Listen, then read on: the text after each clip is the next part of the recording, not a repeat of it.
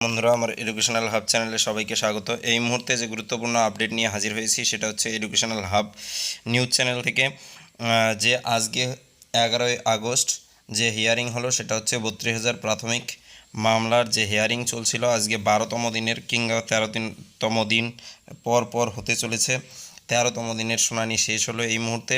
তো এই 13তম দিনে এসেও কিন্তু শিক্ষকদের পক্ষের আইনজীবীদের শুনানি সম্পূর্ণটা শেষ হয়নি। আগামী দিনে সম্ভবত সম্পূর্ণটা ক্লিয়ার হয়ে প্রতিপক্ষ যে 139 জন পিটিশনার রয়েছে তাদের শুনানিও শুরু হওয়ার সম্ভাবনা রয়েছে। আগামী অথবা নেক্সট দিনের শুনানি কিন্তু 21 আগস্ট সেটা দিন নির্ধারিত হয়েছে।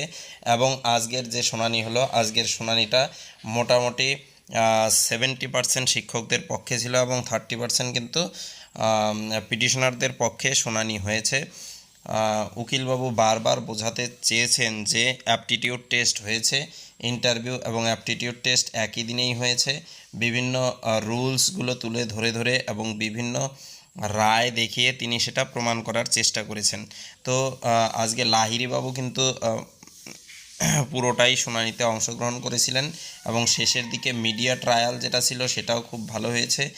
তো এই শুনানিটি আজকে এই পর্যন্তই শুনানি হয়েছে এবং নেক্সট কিন্তু শুনানির ডেট হয়েছে 21 আগস্ট, অর্থাৎ 21শে আগস্ট দুপুর 2টোয় নতুন করে শুনানি শুরু হবে।